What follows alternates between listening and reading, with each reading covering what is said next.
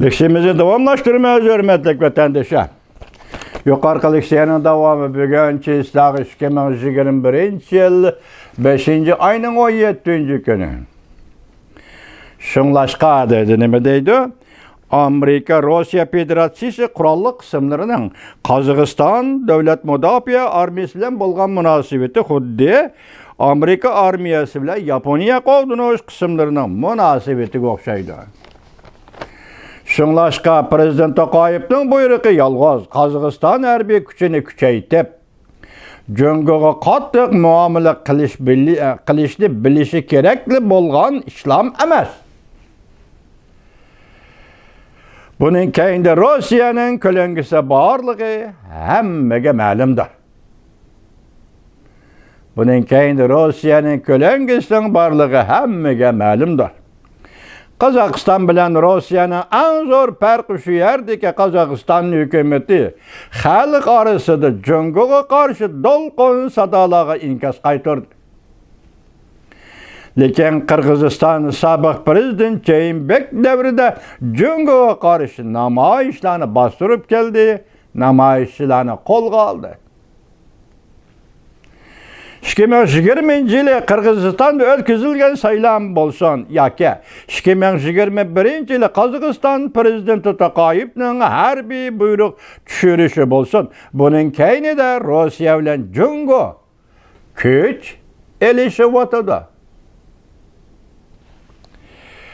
Jungo yaqindan beri Uyg'uristonni xitoylashtirgandan boshqa burunqi Rossiya armiyasining o'tkinchi sukutini buzib tashlab, Rusya'nın alaydı qismlari ve şu yerde turishliq Rusya armiyasi Jungo'nun bastırış qismlari ve organlarının Uyg'uristonda muqimlikni saqlash uchun qanchalik bastırayotganligini, Jungo'nun O'rta Osiyoga qaratgan siyosatining yolg'iz iqtisod, tijorat sohasiga qaratilmaganligini o'z ko'zi bilan ko'rib turdi ve ko'rib turibdi. Bularni Rusya Federatsiyasi ko'rishni xohlamaydi. Qisqasi yaqinda chaqiriladigan, yani demak, yani birini chaqirdi ekan Uyg'uriston masalasi to'g'risida, BDT'da. Qisqasi yaqinda chaqiriladigan Birlashgan Davlatlar Tashkiloti Uyg'uriston masalasi yig'iniga selishtirganda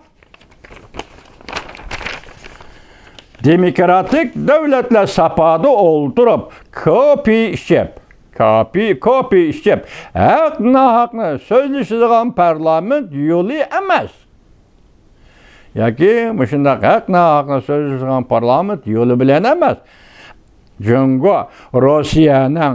Jungo'ning kaynida bir ish qilayotganligini, Uyg'uriston mustaqilchilariga xato signal berayotganligini ayblashi kerak. Demak, bu maqola Jungo'nun meydan tur bezilgan maqoli oldu da hesapçılarma qarana. Demokratik devletlerde sapada olturup, kopi içip olturup, haq-nahaqni sözleştiren parlament yolu bilen emas. Jungo'nun keyinde bir iş qilayotganligini, mana gap mana müşeyde, enekliği doldurgusu, digellerinin hammasi mana müşeyde. Rusya'nın Jungo'nun kaynida bir ish qilayotganligini. Bu sizga noma'lum, bizga noma'lum. Rusya nima ish qilyapti hech kim bilmaydi. Hozir bu avtor nimani ko'zi tutib bilgani bo'lmaydi, lekin jumla shundaqkan Rusya'nın Jungo'nun kaynida bir ish qilayotganligini, Uyg'uriston mustaqilchilariga xato signal berayotganligini ayblish kerak deydi maqola yozuvchi. Lekin Jungo Rusya'ni hargiz ayblay olmaydi. Bu doğrudur, Rusya'nı Jungo herkes ayıplayalmaydı. Çünkü Jungo ahlak cihette G'arb dünyasıga selishtirganda tüven orunda turupla kalmasdan, geopolitikalik siyosat ham Rusya'dan tüven orunda turdi. Qozog'iston agar Jungo'ning g'arbiy qism rayoniga tahdid popoza paydo qiladigan bo'lsa, mana aldığın şartçı mı vatandaş?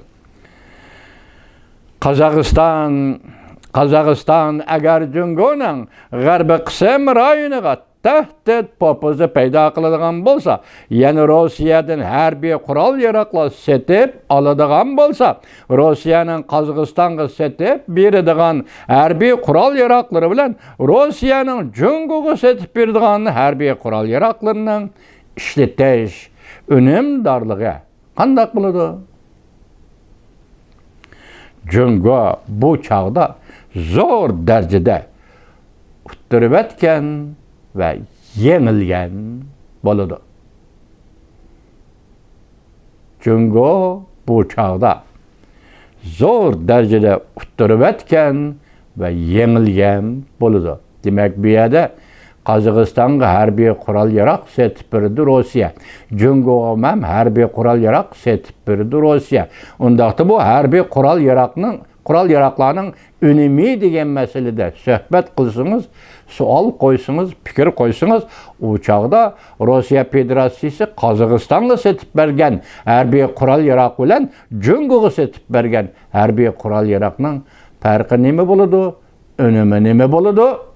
Bu chaqda Jungo yenilgen buludu, uttirib etken buludu deydi. Bakali yazgıç.